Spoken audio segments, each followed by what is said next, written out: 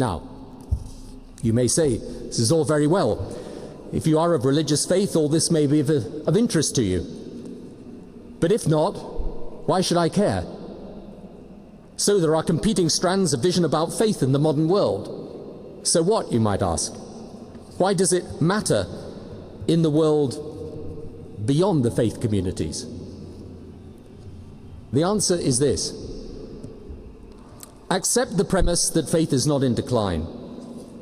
It isn't disappearing inevitably under the weight of scientific and technological progress. It is still here with us, not just surviving, but thriving. In an era of globalization, of political interdependence, where the world is ever more swiftly opening up, and the cliché about a global community becomes an economic, political, often social reality. In this new world, how religious faith develops will have a profound impact.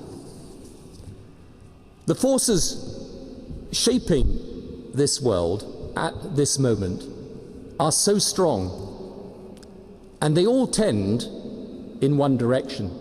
They are opening the world up. I sometimes say to people that in modern politics, the dividing line is often less between traditional left versus right, but more about open versus closed. Mass migration is changing communities, even countries. People communicate ideas and images instantly around the world, creating immediate political and ideological movements in a ferment of quickly devoured information. Economically, the world system is ever more dependent on confidence, robust when things are good, extraordinarily brittle when confidence dips. So the world is interdependent today, economically, politically, even to an extent, ideologically. The divide then is between those who see this as positive, the opening up, offering opportunity, and those who see it as threatening and therefore wish to close down. As you can see from the US presidential race, there are new questions that cross traditional party lines. Free trade versus protection, engagement in foreign policy or isolation, supporting immigration or opposing it. In each of these issues, it is less left versus right than open versus closed. And all these issues derive from a fear that globalization is throwing people and cultures and countries together, but with no common sense of values or understanding of each other. The landmark Gallup poll being taken worldwide now demonstrates the huge centrality of cultural and intercultural sensitivity as to how globalization is perceived. It is in this context that the role of faith is especially important, not least because most religions were global even before political and economic systems were.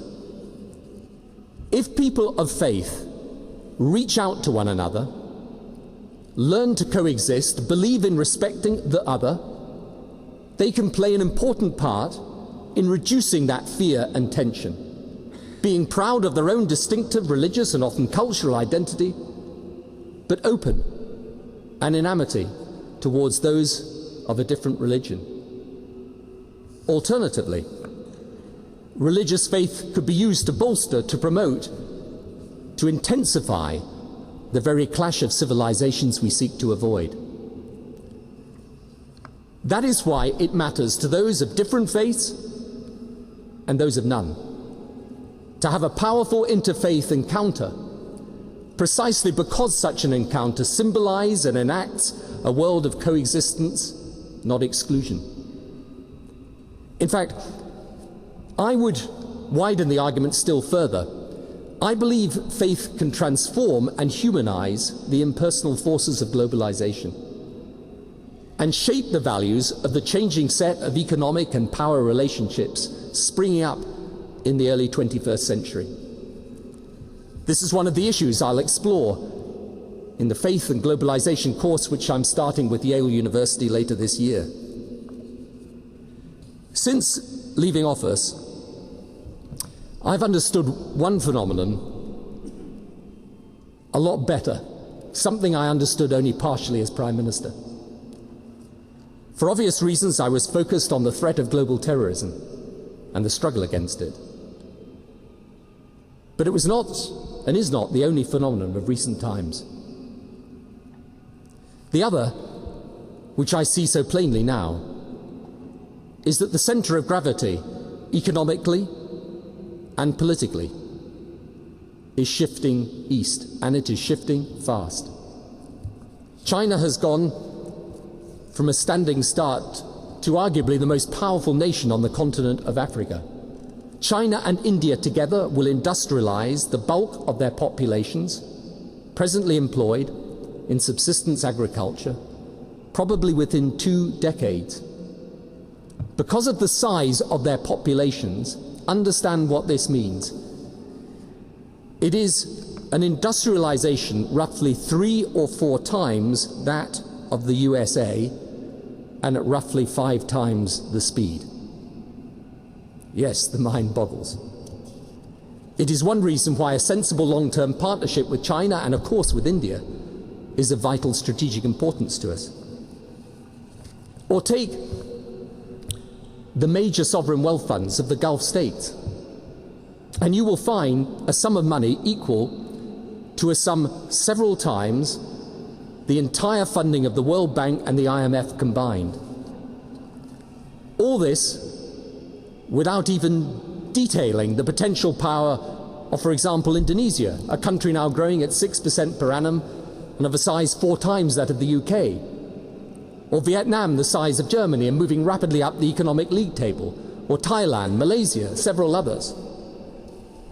For the first time in centuries, the West will have to come to terms with the seismic change happening about it. The East is rising.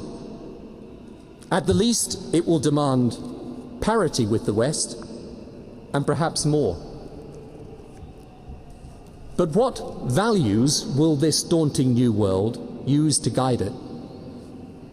I believe in this era of rapid globalization, where power is shifting away from its traditional center in the West, the world will be immeasurably poorer, more dangerous, more fragile, and above all, more aimless. I mean, without the necessary sense of purpose to guide it on its journey, if it is without a strong spiritual dimension. Today, precisely because all the fixed points of reference seem unfixed and constantly in flux, today is more than ever when we need to discover and to rediscover our essential humility before God, our dignity as found in our lives being placed at the service of the source and goal of everything. Now, I can't prove that religious faith offers something more than humanism, but I believe profoundly that it does. And since religious faith has such a strong historical and cultural influence on both East and West, it can help unify around common values what otherwise might become a battle for domination. In her remarkable book, The Great Transformation, Karen Armstrong traces the evolution of religious thought from the earliest times, both East and West, when religion did indeed often seem cruel, unforgiving, and irrational, to the modern times in which the faiths share many common values and much common purpose.